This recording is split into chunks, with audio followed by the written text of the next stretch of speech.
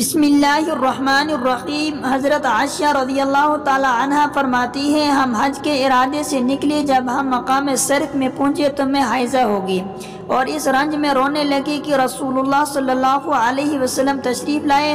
آپ صلی اللہ علیہ وسلم نے پوچھا، تمہیں کیا ہو گیا؟ کیا حائضہ ہوگی ہو؟ میں نے کہا ہاں۔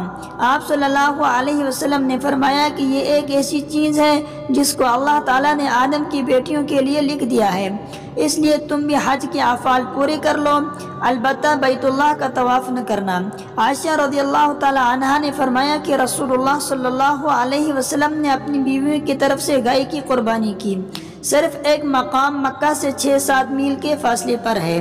حضرت عائشہ رضی اللہ تعالی عنہا فرماتی ہیں، میں رسول اللہ صلی اللہ علیہ وسلم کے سر مبارک کو حائضہ ہونے کی حالت میں بھی کنگھا کیا کرتی تھی۔ ہشام بن عروہ سے کسی نے سوال کیا، کیا حائضہ بیوی میری خدمت کر سکتی ہے یا ناپاکی کی حالت میں عورت مجھ سے نزدیک ہو سکتی ہے؟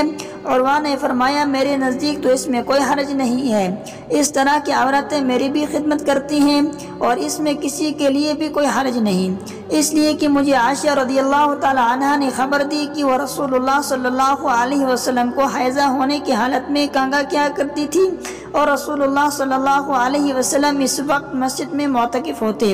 آپ اپنا سر مبارک قریب کر دیتے اور عائشہ رضی اللہ تعالی عنہا اپنے حجرے ہی سے کنگھا کر دیتی، حالانکہ وہ حائضہ ہوتی۔